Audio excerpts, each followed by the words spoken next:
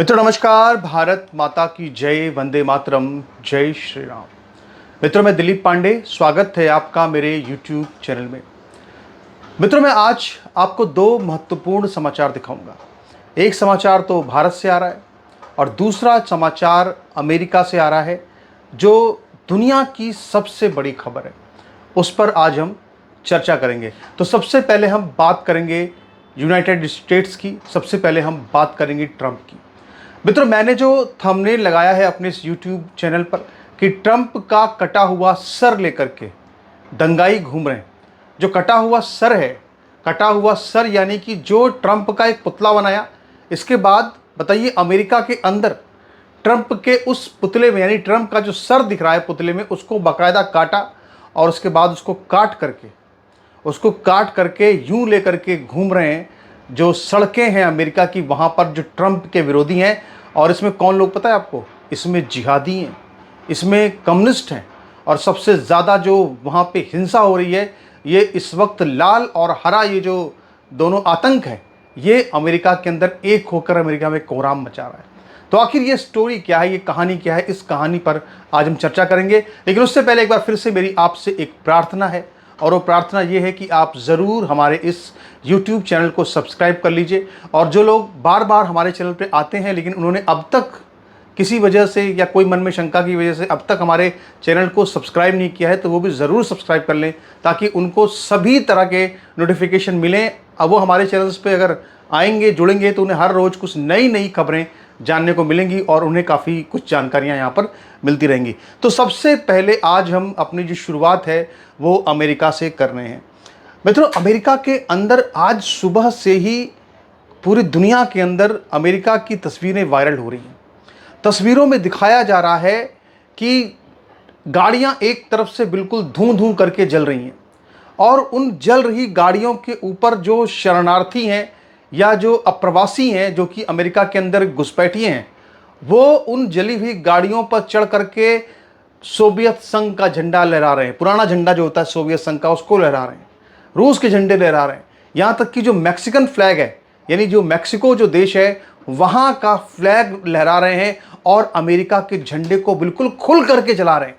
और ये सब तस्वीरें आज सुबह से लगातार हमारे देश के अंदर वायरल हो रही हैं, पूरी दुनिया के अंदर वायरल हो रही हैं, और ख़ासकर एक्स पर इन तस्वीरों को लेकर के बिल्कुल कोहराम मचा हुआ है। एक तस्वीर तो ऐसी नज़र आ रही है जिसमें कि दिखाया जा रहा है कि जो शरणार्थी हैं, यानी जो घुसपैठिए हैं, अप्रवासी हैं, उन्होंने बाकायदा जो गाड़ियां हैं, कई गाड़ियां, एक नहीं एक साथ कई बड़ी महंगी महंगी गाड़ियां, उनको वो ड्राइव कर रहे हैं। और जो वहाँ पे पुलिस वाले और जो सुरक्षा गार्ड नज़र आ रहे हैं अमेरिका के, उनके ऊपर उन गाड़ियों को बिल्कुल चढ़ाने की कोशिश कर रहे हैं। और जो अमेरिका की पुलिस है, वहाँ के सुरक्षा बल है, वो अपनी जान बचाने के लिए भाग रहे हैं। इस तरह का दंगा इस वक्त लॉस एंजलिस में चला है कि उसमें जो अमेरिका है वो पूरी तरह से बेबस नज़र आ रहा है। ट्रंप पूरी तरह से बेबस नज़र आ रहे हैं, और यहाँ तक कि इतना बड़ा उपद्रव है कि वीडियो तरह तरह के सामने आ रहे हैं, जिसमें कि एक ऑस्ट्रेलिया के रिपोर्टर जो कि इस पूरे इशू को कवर कर रही थी, उसकी टांगों में आकर के इतनी ज़बरदस्त तरीके से एक रबड़ की बुलेट लगी है कि वो घायल हो गई और वहाँ से चीखते हुए भागी। तमाम तस्वीरें आ रही हैं, तमाम तस्वीरों के हम आपको जिक्र यहाँ वर्णन कर सकते हैं, आगे करेंगे भी। लेकिन सबसे पहले हम अब इस पर ज़रा ध्यान देते हैं कि आखिर ये दंगा क्यों फैला, और सबसे ज़्यादा जो ट्रंप के मज़े हैं लिए जा रहे हैं इस वक्त भारत के अंदर। आखिर क्यों ये मज़े ट्रंप के इसलिए लिए जा रहे हैं क्योंकि वो ट्रंप जो लगातार कह रहे थे कि, और उन्होंने तो 12वीं बार क्लेम किया है कि उन्होंने भारत और पाकिस्तान के बीच में परमाणु युद्ध रुकवा दिया है। उन्होंने कहा कि मैंने दोनों को ट्रेड की धमकी दी और इसके बाद जो परमाणु युद्ध था या जो दोनों के बीच युद्ध था वो रुक गया। इस तरह की बात की जा रही है। अब आज भारत के अंदर ट्रंप के मजे इस तरह से लिए जा रहे हैं कि आज ट्रंप और मस्क के बीच में जो विवाद चल रहा है, तो ट्रेड वॉर रोक दो तो ये ख़त्म हो जाएगा विवाद। यहाँ तक कि आज जिस तरह से लॉस एंजल्स को जिहादियों ने, वामपंथियों ने, लाल सलाम और जो हरा आतंक है, उन दोनों ने जिस तरह बंधक बनाया है पूरे अमेरिका के एक शहर को, उसको लेकर के आज भारत के अंदर लोग ट्रंप पर तंज कस रहे हैं कि तुम तो बड़े आए थे अमेरिका और भारत के बीच में जंगबंदी कराने के लिए, अपने देश का हाल देख लो, यहाँ भी ट्रेड का लालच दो और करा दो जंगबंदी। लेकिन अब ट्रंप के पास कोई जवाब तो है नहीं। ट्रंप की इमेज तो लगातार डाउन हुई है अमेरिका के अंदर भी। उनके समर्थकों को भी लग रहा है, बड़ी बेचैनी है कि कहीं क्या करेंगे यूएस का पता नहीं, समझ में नहीं आ रहा। कभी कुछ फैसला लें, कभी कुछ फैसला लें। सुबह उठते हैं कुछ और टैरिफ होता है, शाम को कुछ और टैरिफ हो जाता है। तो अभी तो वहाँ के लोग बड़े बेचैन हैं। लेकिन अब उन लोगों को, अपने लोगों को खुश करने के लिए ट्रंप ने एक कदम उठाया। और ट्रंप ने कदम ये उठाया कि जिस तरह से हमारे यहाँ पे आर्मी होती है, नेवी होती है, एयरफोर्स होती है, उसी तरह से वहाँ पर भी अमेरिका के अंदर नेशनल गार्ड्स हैं। यूएस के मरीन है जो कमांडो होते हैं। अमेरिका ने क्या किया है कि उसने ऐसे लोगों को कुचलने के लिए, यानी कि जो शरणार्थी हैं, जो अप्रवासी हैं, जो घुसपैठिए हैं, जो लॉस एंजल्स के अंदर लगातार दंगा फसाद कर रहे हैं, उनको कुचलने के लिए ट्रंप ने बाकायदा अपनी जो यूएस मरीन है उनको अलर्ट कर दिया है। यानी सबसे पहले तो पुलिस को उतारा, जब पुलिस से नहीं संभले तो उन्होंने नेशनल गार्ड्स को उतार दिया। और नेशनल गार्ड्स जो है वो बहुत वहाँ की इलीट फोर्स मानी जाती है अमेरिका की। और जब नेशनल गार्ड से भी लग रहा है कि संभल नहीं रहे हैं, तो अब जो यूएस की मरीन है उसको एकदम अलर्ट कर दिया गया है। हालात ये है कि वहाँ पे एक मैंने तस्वीर देखी कि जहाँ पर एक मोटा मुस्टंडा बिल्कुल जो अप्रवासी था, वो तीन पुलिस वालों को वहाँ पे दौड़ा दौड़ा कर पीट रहा है अमेरिका के, और उसमें से एक तो महिला पुलिसकर्मी है। आप सोचिए कि वहाँ पे किस तरह का उपद्रव चल रहा है इस वक्त अमेरिका के अंदर। और ट्रंप जो है वो उस उपद्रव को बिल्कुल भी संभाल नहीं पा रहे हैं, बिल्कुल भी उस चीज़ को देख नहीं पा रहे हैं। एक तस्वीर तो वहाँ पे इस तरह की सामने आई है जहाँ पर दिखाया जा रहा है कि बम जो होता है, जैसे अपने यहाँ पे सुतली बम नहीं होते, बड़े बड़े बम होते हैं, उसको आग लगाकर सीधे फेंक रहे हैं। वैसे बम जो है वहाँ पे जो सुरक्षा बलों पर लगातार वहाँ पे फेंके जा रहे हैं।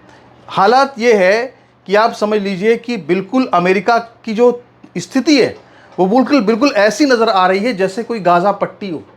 सड़कों पर इतना आग का धुआं, इस तरह की तस्वीरें नज़र आ रही हैं कि लोग वहाँ पे समझ नहीं पा रहे हैं कि भैया ये हो क्या रहा है अमेरिका के अंदर, और ये सब हुआ क्यों, उसकी वजह क्या है।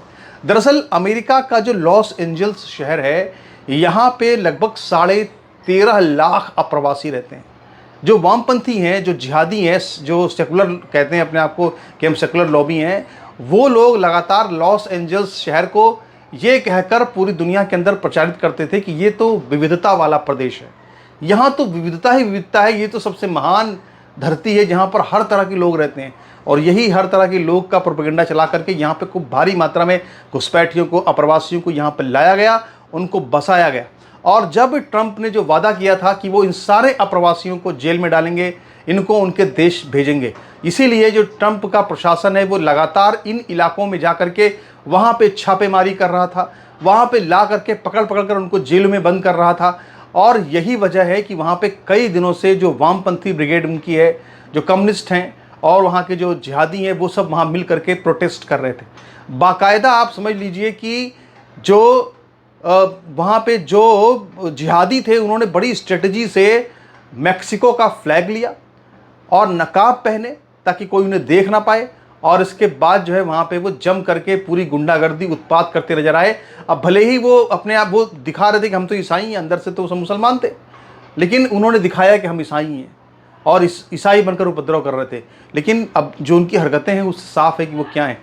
सबसे बड़ी बात यह है कि बड़े पैमाने पर लॉस एंजल्स के अंदर जो प्रोटेस्ट हो रहे हैं, वहाँ पे एक फ़िलिस्तीनी काफ़िया नज़र आ रहा है। ये फ़िलिस्तीनी काफ़िया जो होता है ये कुछ तो वहाँ पे बड़े पैमाने पर फ़िलिस्तीनी काफ़िया लिए हुए लोग नज़र आ रहे हैं।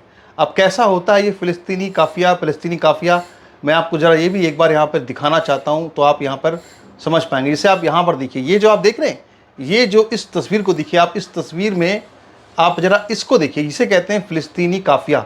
तो ये इससे साफ नज़र आता है कि इसमें बड़े पैमाने पर जिहादी लोग जो है इस पूरे उपद्रव में शामिल हैं। इससे ये चीज़ समझ में आती है। सबसे बड़ी बात क्या है? सबसे बड़ी बात ये है कि ये जो लोग हैं ये बाकायदा चेहरों पर थूक रहे हैं। यानी जिस तरह से हमारे यहाँ पर देखा जाता है कि वो सब्जियों में थूकते हैं, दालों में थूकते हैं, रोटियों में थूकते हैं, तो भले ही वो कितना अपने आप को छुपा ले, लेकिन जो थूकने वाली उनकी आदत है वो तो जाती नहीं है।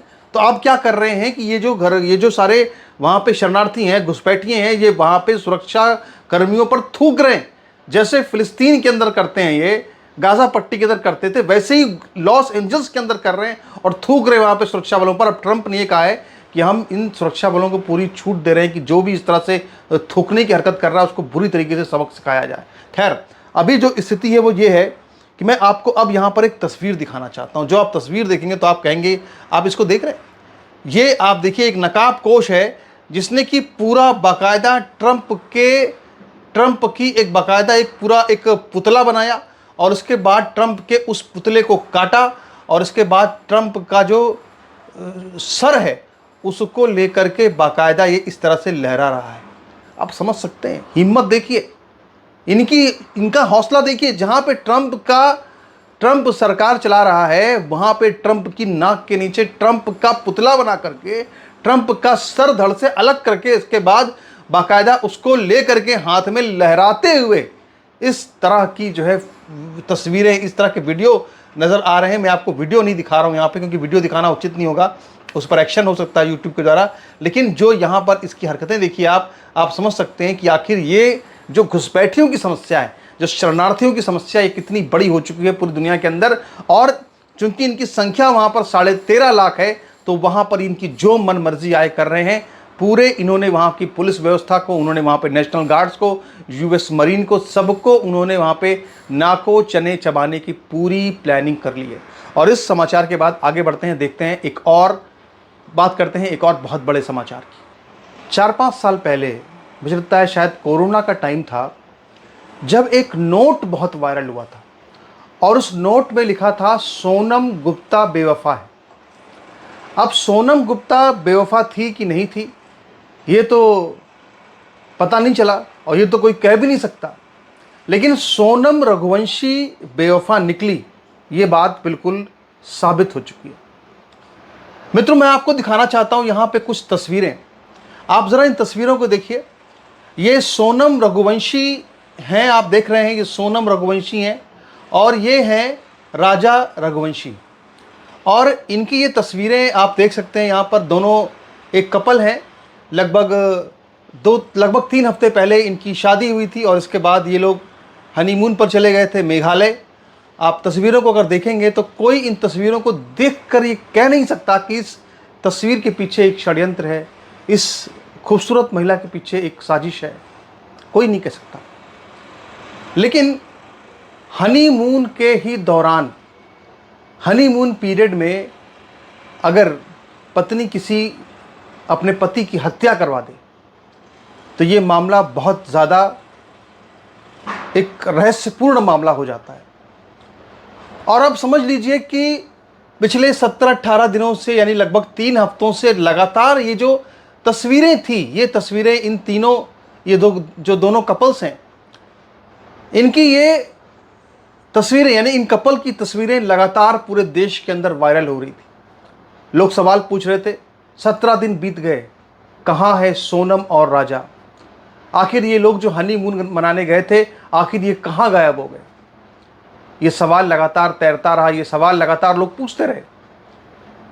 और जब इसका जवाब लोगों को मिला तो एक खौफनाक कहानी सामने आई जिसमें किस तरह से इस खूबसूरत चेहरे वाली, ये आप ये देख रहे हैं, हंसता हुआ खिलखिलाता हुआ बड़ा ही खूबसूरत चेहरा, इसके पीछे जो दिमाग था वो कितना बददिमाग था, इसकी पूरी कहानी लोगों के सामने आ चुकी है। और मैं ये कहानी पूरी आपको आज यहाँ पे बताना चाहता हूँ। और ये सिर्फ एक कहानी नहीं है बल्कि ये एक धीरे धीरे समाज का सच बनती जा रही है। मैंने इसी चैनल पर आपको एक खबर दिखाई थी जिसमें कि मेरठ के अंदर एक महिला ने अपने पति को एक नीले ड्रम के अंदर मारकर भर दिया और फिर उस नीले ड्रम के अंदर सीमेंट का घोल डाल दिया, यानी ड्रम के अंदर चिनवा दिया अपने पति को, सिर्फ अपने बॉयफ्रेंड के लिए।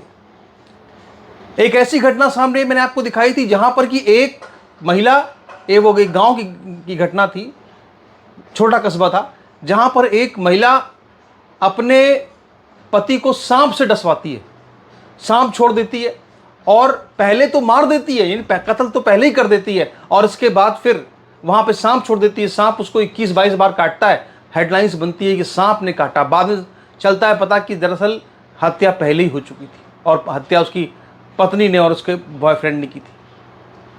ये समाज में जिस तरह का एक बदलाव आ रहा है, ये जो महिलाओं की सोच जो ये बदलती जा रही है, इस पर भी हम चर्चा करेंगे, इस पर भी हम जरा रोशनी डाल।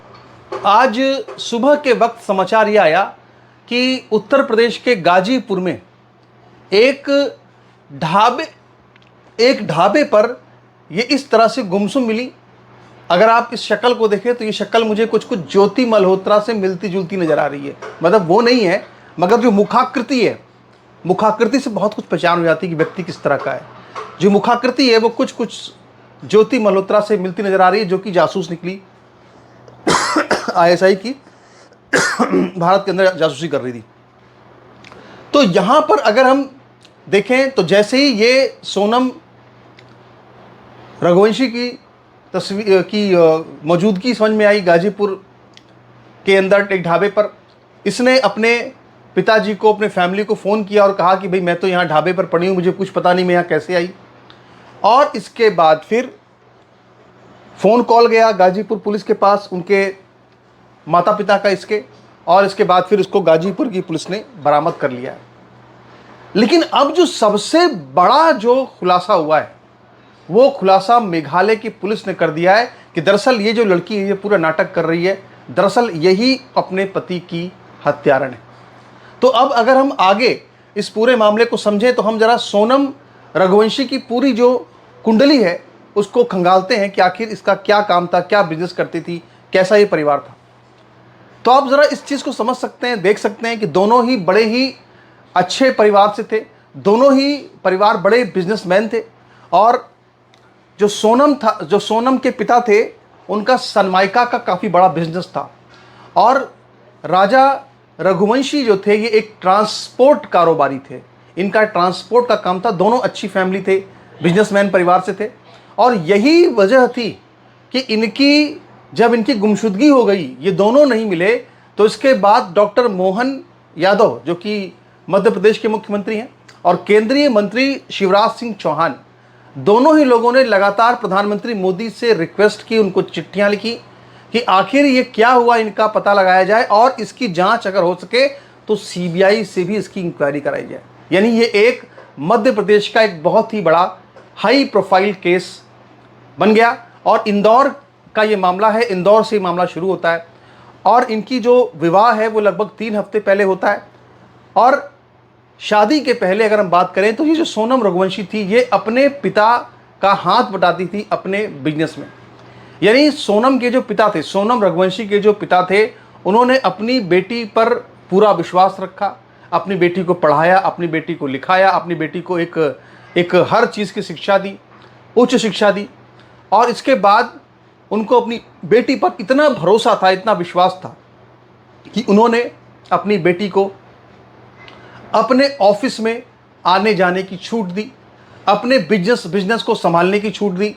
और इसके बाद ये सनमाइका का जो बिजनेस करती थी इनके पिता सोनम, उस बिजनेस को भी उसने संभालना शुरू कर दिया। लेकिन वहीं पर सोनम रघुवंशी के ही मातहत काम करने वाला एक कर्मचारी था जिसका नाम था राज कुशवाहा। अब पिता ने तो पूरा विश्वास किया, पिता ने तो सब कुछ किया अपनी बेटी के लिए, लेकिन बेटी ने सबको धोखा दे दिया।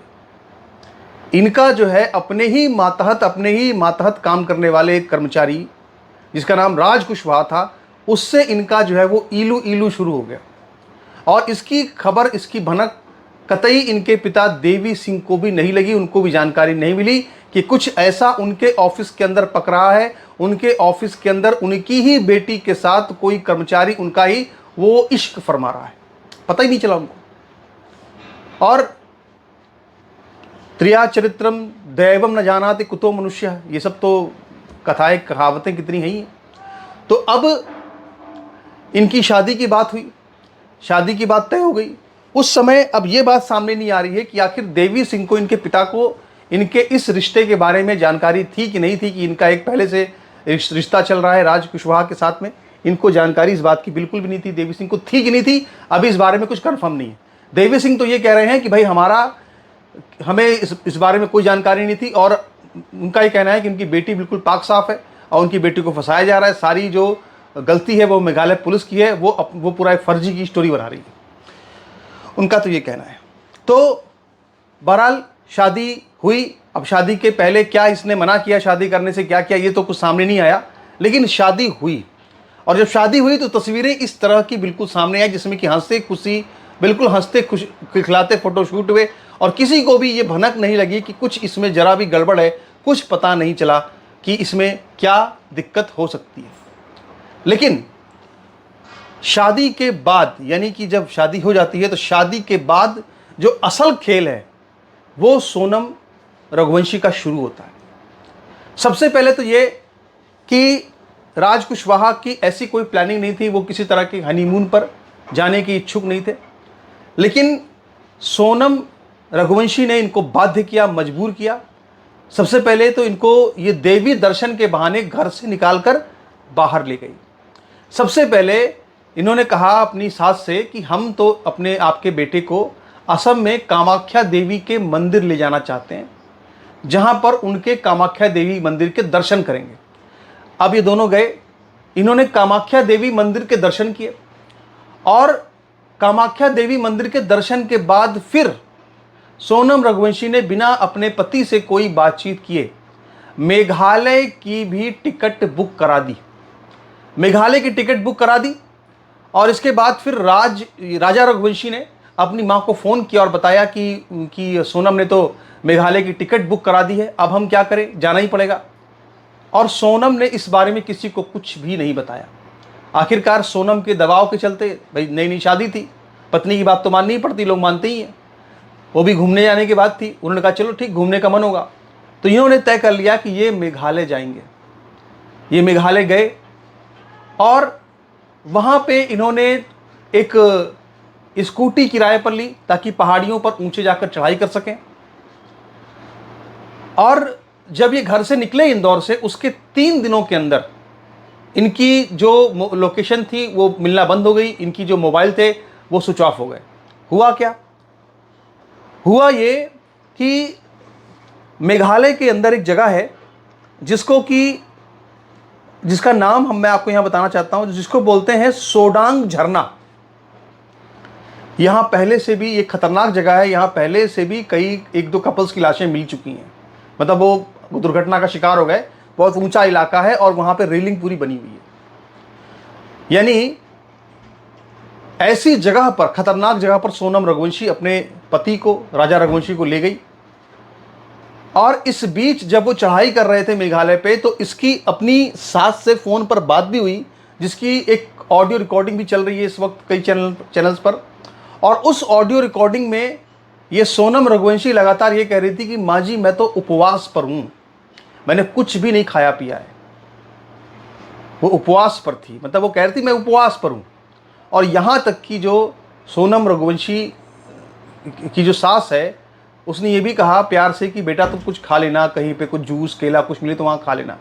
इसने कहा तो यहाँ पर तो कुछ भी नहीं मिल रहा है। तो चिंता जताती है उसकी सास की, ये कैसे हो सकता है, तुमने व्रत भी रख लिया है। तो एक जो बातें होती नॉर्मल उस टाइप की, यानी सब कुछ एकदम नॉर्मल सा था, सब कुछ नॉर्मल चल रहा था। फिर अचानक से इन दोनों की लोकेशन मिलना बंद हो गई, मोबाइल स्विच ऑफ हो गए। और इसके बाद फिर पूरे देश के अंदर एक हल्ला हंगामा, एक चर्चा शुरू हो गई कि आखिर सोनम रघुवंशी और राजा रघुवंशी कहाँ हैं।